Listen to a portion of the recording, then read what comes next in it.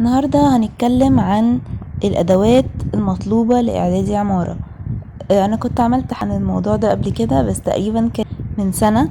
فطبعا الأسعار يعني اختلفت تماما، وفي كذا كومنت جالي انه الحاجات بقت غالية قوي، فايه الحاجات المهمة وايه الحاجات اللي لازم نجيبها وايه الحاجات اللي مش لازم نجيبها من اعدادي، ممكن نجيبها من بعد كده.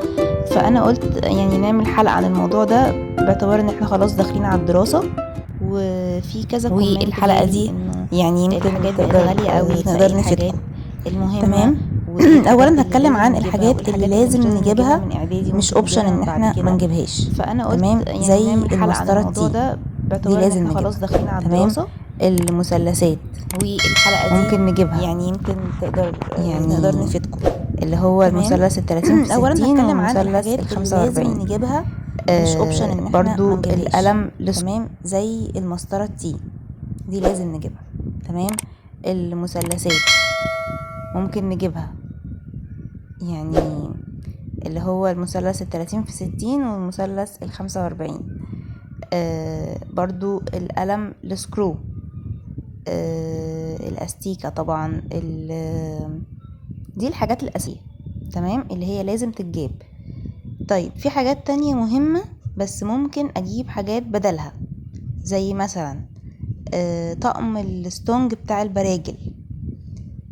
مش لازم أجيب طقم الستونج كله، ممكن أجيب برجلين، اللي هو الديفايدر اللي هو بيبقى بقيس بيه، وبرجل عادي. تمام. طقم التحبير مش لازم أجيب طقم تحبير كامل، يعني ممكن أجيب قلمين. تمام، بسكنس مختلف، واحد رفيع واحد تخين. ومش لازم اجيب اللي بيتملي، ممكن اجيب اللي هو بيبقى مملي جاهز، ده اسهل كمان في الاستخدام وارخص. اوكي. ايه تاني برضو؟ المثلث الارسطو مش لازم اجيبه من اعدادي، ممكن اجيبه من بعدها. ولو هجيب الارسطو يبقى ملهاش لازمة اجيب المثلثين 30 في 60 و45. اوكي.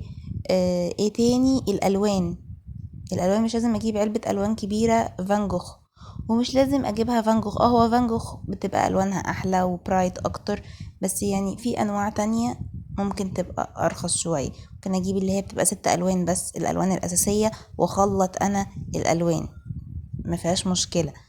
ايه تاني برضو؟ مش لازم نجيب كل حاجة روترينج. تمام، يعني ممكن في ماركة سمير وعلي، حاجات بيبقى سمير وعلي نفسه عنده براندات، مش لازم نجيبها ولا ده ولا ده، ممكن نجيب حاجة ماركة عادية. يعني هو في الاخر المهم ان الحاجة تبقى عندنا، مش لازم اجيب كل حاجة روترينج وكل حاجة براندات فظيعة فتبقى الاسعار غالية جدا، اخش لي في كام الف جنيه عشان اجيب شوية ادوات، يعني رفقا بالاهالي برضو.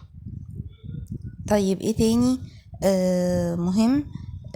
اللوح مش لازم، يعني لو انا بعمل لوح ديزاين مش هلون، ملهاش لازمة اجيب فرخ ثخين، يعني نجيب فرخ خفيف 100 جرام او 80 جرام، يعني نجيب حاجات خفيفة طالما انا مش هلون جيب فرخ كانسون تقيل.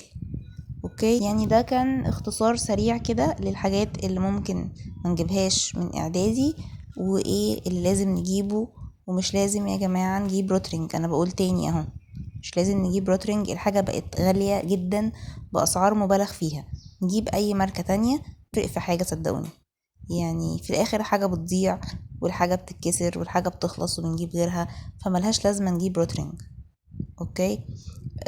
حاجة تانية برضو كان حد سألني عليها بالنسبة لموضوع اللابتوب، هل اللابتوب مهم؟ ولو انا امكانياتي ما اقدرش اجيب لابتوب امكانياته عالية، يا جماعة مش لازم نجيب لابتوب جديد، ممكن نجيب لابتوب مستخدم، ممكن نجيب لابتوب امكانياته معقولة، ممكن ما نجيبش لابتوب خالص لو الدنيا زنقت وانا امكانياتي ان انا مش هقدر اجيب لابتوب.